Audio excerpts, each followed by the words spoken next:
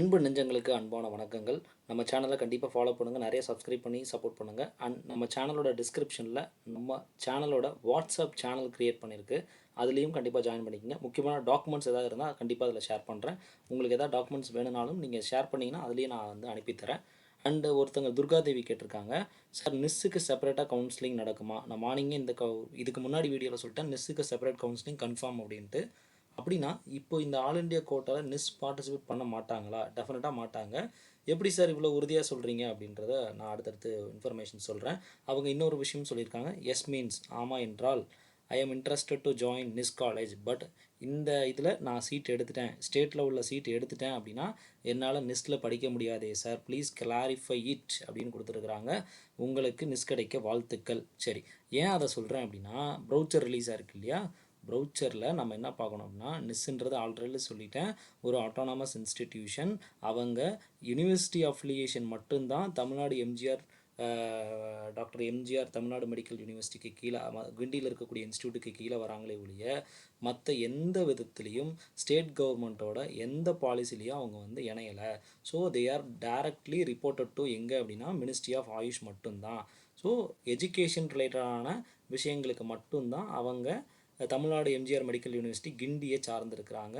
மற்றபடி education norms ரிலேட்டடான விஷயத்துக்கு national commission for Indian system of medicine Delhi இருக்கு இல்லையா, அவங்கள வந்து சார்ந்திருக்கிறாங்க. ஸோ எந்த விதத்துலேயும் இவங்களுக்கும் நமக்கும் இப்போ உள்ள கவுன்சிலிங் இன்ஃபர்மேஷன் வந்திருக்குல்ல, அதுக்கும் நிஸ்ஸுக்கும் எந்த விதமான சம்மந்தமும் இல்லை அப்படின்றது தெளிவாக இதில் வந்து தெரியப்படுது. அண்ட் இதை ஏன் இவ்வளோ உறுதியாக சொல்கிறேன் அப்படின்னா, ஏன்னா நீங்கள் எத்தனை முறை சொன்னாலும் திரும்ப திரும்பவும் கமெண்ட்டில் கேட்குறீங்க, பழைய வீடியோஸை ப்ராப்பராக பார்க்குறதில்ல. என்ன இருந்தாலும் என்னுடைய நண்பர்களாகிய உங்களுக்கு கண்டிப்பாக இதை நான் புரிய வைக்கணும் அப்படின்றது. ஏன்னா நான் ஒரு விஷயத்தை இன்னும் கொஞ்சம் அழுத்தமாக ஆழமாக புரிய வச்சேன் அப்படின்னா டெஃபினட்டாக அது உங்களுக்கும் புரியும் இல்லையா? அதுக்காக தான் இந்த வீடியோவை திரும்பவும் எடுத்திருக்கேன். சரி, இங்கே என்ன பார்க்குறோம் அப்படின்னா, அதாவது name of the participating institution, list of government medical colleges. இந்த கவர்மெண்ட் நீங்கள் சொல்கிற மாதிரி நேஷனல் இன்ஸ்டியூட் ஆஃப் சித்தாவும் ஒரு கவர்மெண்ட் மெடிக்கல் காலேஜ் தானே. ஸோ அப்போ அந்த கவர்மெண்ட் காலேஜும் இந்த லிஸ்ட்டில் வரணும் தானே. நீங்களே பாருங்கள், அதாவது அவங்க என்னென்ன கொடுத்துருக்காங்க, government Siddha medical college Palayamkottai, government Siddha medical college Chennai, அப்புறம் பார்த்திங்கன்னா government Ayurveda medical college Kottar, government Unani medical college Chennai, government homeopathy medical college Thirumangalam. இங்கே இருக்கக்கூடிய இது வரைக்கும் கவர்மெண்ட் காலேஜஸ் 4, அதாவது ஆயுஷில் 4 இருக்குது. அதில் பார்த்திங்கன்னா யோகா வந்து இதில் சேராது. யோகா வந்து எந்த இதில் வரணும்னே தெரியாது. அது ஒரு வித்தியாசமான ஒரு புதிராக போய்கிட்டு இருக்குது. அதை பற்றி நம்ம அடுத்தடுத்து பேசுவோம், ஏன்னா அதில் நிறைய பிரச்சனைகள் இருக்குது. ரைட், அதாவது பார்த்திங்கன்னா 330 சீட்டு மொத்தம். அந்த 330 சீட்டுக்கும் ஆல் இண்டியா கோட்டாவில் 50 சீட் டோட்டலாக போயிடும். அதாவது பாளையங்கோட்டை காலேஜுக்கு 15 சீட் ஆல் இண்டியா கோட்டாவில் போயிடும். இந்த 9 சீட்டு, அதாவது இப்போ கவர்மெண்ட் என்ன பண்ணிட்டான் அப்படின்னா, சென்ட்ரல் கவர்மெண்ட் என்ன பண்ணிட்டான், நீட்டுன்ற ஒரு விஷயம் கொண்டு வந்ததுனால இதுக்கு முன்னாடி எல்லாமே ஒன்லி ஸ்டேட்டு, நம்ம காலேஜ் நம்ம ஸ்டேட் பீப்புள்ஸ் போய் அப்ளை பண்ணி ஜாயின் பண்ணிக்கலாம். பட் இந்த நீட்டுன்னு ஒரு மார்க்கை கொண்டு வந்து ஒரு எக்ஸாமை வச்சதுனால என்ன பண்ணிட்டான், அதர் ஸ்டேட்டில் உள்ள பார்ட்டிசிபெண்ட்ஸும் நம்ம ஊரில் இருக்கக்கூடிய காலேஜில் ஜாயின் பண்ணுறதுக்கான வாய்ப்பை தரணும் அப்படின்னு கொண்டு வந்துட்டான். இப்போ இன்கேஸ் இதே மாதிரி இப்போ நீங்கள் ஆயுர்வேதா இருக்கீங்க இல்லையா, இப்போ நீங்கள் ஆயுர்வேதா படிக்கணும்னு நினைக்கிறீங்கன்னா கேரளாவில் ஒரு கவர்மெண்ட் காலேஜில் உங்களுக்கு கிடைக்கிது அப்படின்னா ஆல் இண்டியா கோட்டா மூலிமா நீங்கள் அந்த காலேஜில் போய் ஜாயின் பண்ணுறதுக்கான வாய்ப்பை வந்து உருவாக்கி தராங்க. சரியா? ஸோ இதுதான் இந்த ஏன் சார் ஸ்டேட் கவர்மெண்ட்டுக்கு எதுக்கு சார் ஆல் இண்டியா கோட்டா அப்படின்னு கேட்குறீங்கன்னா, அது இதுதான் காரணம். இதனால தான் இந்த மாதிரியான கேட்டகரிஸ் வந்து பிரிச்சிருக்கிறாங்க. அவங்க மற்ற டிஸ்ட்ரிக்ஸில் ஸ்டேட்ஸில் உள்ளவங்க இங்கே வந்து படிக்கிறதுக்காகவும், நம்ம ஒரு வேளை டெல்லியில் போய் ஆயுர்வேதா கூட படிக்கலாமே, உங்களுக்கு டிபியா காலேஜில் யுனானி கிடைக்குதுன்னா அங்கே போய் படிக்கலாம். அடுத்து வந்து ஐஜிடிஆர்ஏ, அதாவது குஜராத்தில் இருக்கக்கூடிய ஜாம்நகர் இன்ஸ்டியூட்டில் உங்களுக்கு வந்து ஆயுர்வேதா கிடைக்கிது அப்படின்னா அங்கே போய் படிக்கலாம் நீங்கள்.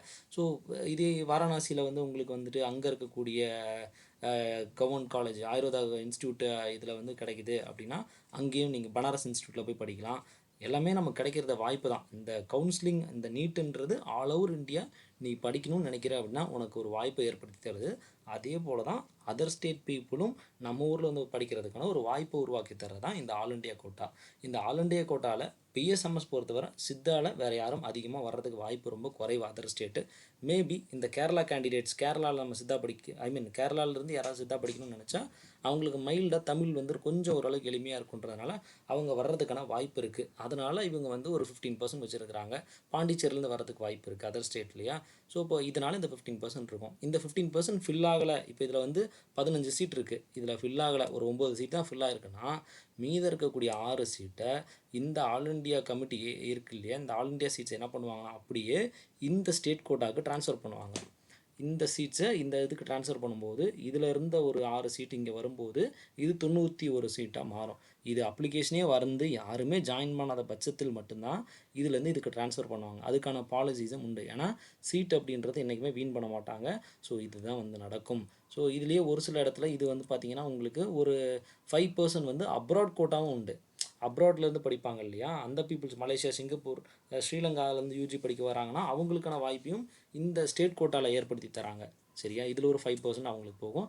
அவங்களும் வரலன்னா அந்த சீட்டும் இந்த 85க்குள்ளேயே நின்றோம்.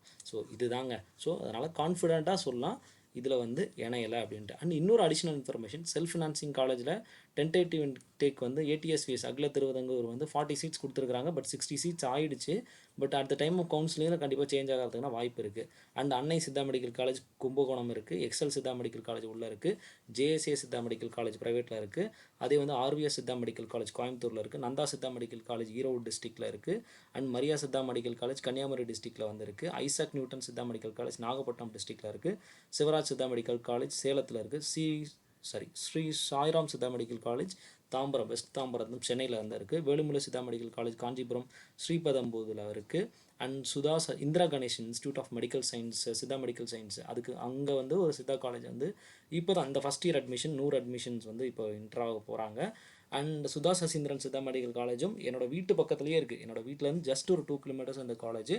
ரொம்ப ரொம்ப இந்த வருஷம் ஃபஸ்ட்டு ரொம்ப வருஷமாக அவங்க வந்து இது காலேஜ் தொடங்கணுன்ற முயற்சியில் இப்போ வந்து அதை வந்து தொடங்கியிருக்கிறாங்க. பட் போகிறது போக போக தான் தெரியும் இந்த காலேஜோட இன்ஃப்ராஸ்ட்ரக்சர்ஸ் அண்ட் அதனோட ஃபெசிலிட்டிஸ்லாம் எப்படி இருக்குன்னு. ஸோ ஊர் பக்கத்தில் இருக்குன்றதுனால நான் அதை வந்து எதுவும் தனிப்பட்ட சொல்லலை, இப்போ தான் தொடங்குறாங்க. ஸோ வீட்டு பக்கத்துலேயே இருக்குன்றதுனால ஒரு இதாக சொல்லிக்கிறேன்.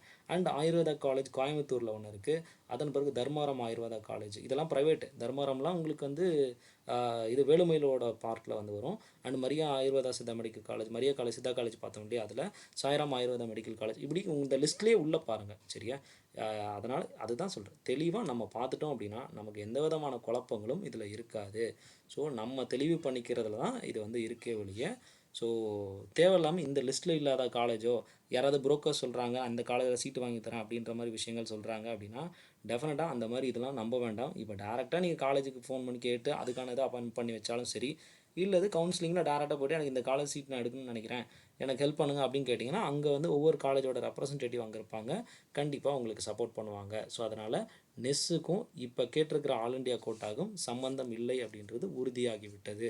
ஸோ மேலும் இன்ஃபர்மேஷன்ஸ் உங்களுக்கு வேணும் அப்படின்னா கண்டிப்பாக அப்டேட் பண்ணுங்கள். கொஞ்சம் அவசரப்படாமல் இருங்க. நான் என்ன சொல்கிறேன்னா இன்னொரு 2 வீக்ஸ் கொஞ்சம் வெயிட் பண்ணுங்கள். சரியா, நமக்கு 2 வீக்ஸ் கூட இல்லை, ஒரு 1 வீக் வெயிட் பண்ணுங்கள். அந்த அனௌன்ஸ்மெண்ட்டும் வருதான்னு பார்ப்போம். ஏன்னா டைம் நமக்கு வந்து அதுக்கு பின்னாடி விஷயங்கள்லாம் அப்ளிகேஷன்ஸுக்கான டாக்குமெண்ட்ஸ் பிரிண்ட் அவுட் எடுக்கிறது, மற்ற டாக்குமெண்டேஷன்ஸ்லாம் ரெடி பண்ணி வச்சுக்கிட்டே இருங்க. சரியா, ஒரு 15க்கு மேலே நம்ம அப்ளிகேஷன்ஸை கையில் எடுத்து எழுதுறதுக்கான வேலைகள்லாம் ஆரம்பிங்க. 20க்குள்ளே நம்ம அனுப்பிடுற மாதிரி பார்த்துப்போம். 20 நம்ம வந்து போஸ்ட் பண்ணியிருக்கணும். சரியா, ஸோ அந்த விஷயத்தை மட்டும் நம்ம வந்து செய்வோம். ஸோ அதனால் ரொம்ப அவசரப்பட்டு ரொம்ப இது பண்ண வேண்டாம். அதுக்குள்ளே வேறு ஏதாவது அனௌன்ஸ்மெண்ட் வருதான்னு பார்ப்போம். அண்ட் என்னோடய கொலீக்ஸ் வந்து மெடிக்கல் காலேஜஸில் நிறைய ஒர்க் பண்ணுறாங்க, அவங்கள்ட்டையும் இன்ஃபர்மேஷன்ஸ் கேட்டிருக்கேன். ஏன்னா இந்த கவுன்சிலிங் விட்டதுக்கான இன்ஃபர்மேஷன் நோட்டிஃபிகேஷன் வந்து காலேஜஸ்க்கும் நாளை மறுநாள் தான் லெட்டராக வரும். அதுக்கு வந்த பிறகு தான் அவங்களோட இன்ஃபர்மேஷன்ஸ் கொஞ்சம் ஆக்டிவாக நமக்கும் பகிரப்படும். ஸோ அந்த இன்ஃபர்மேஷன்ஸ் வரும்போது உங்களுக்கு ஃப்ரீக்வெண்ட்டாக அப்டேட் பண்ணுறேன். கண்டிப்பாக ஃபாலோ பண்ணிங்க, சப்ஸ்கிரைப் பண்ணிக்கங்க. வாட்ஸ்அப் சேனலை கண்டிப்பாக வந்து இணைஞ்சிக்கங்க, டிஸ்கிரிப்ஷனில் இருக்குது. வேறு எதுவும் சந்தேகம் இருந்தால் கமெண்ட்டில் ஷேர் பண்ணுங்கள். Thank you very much.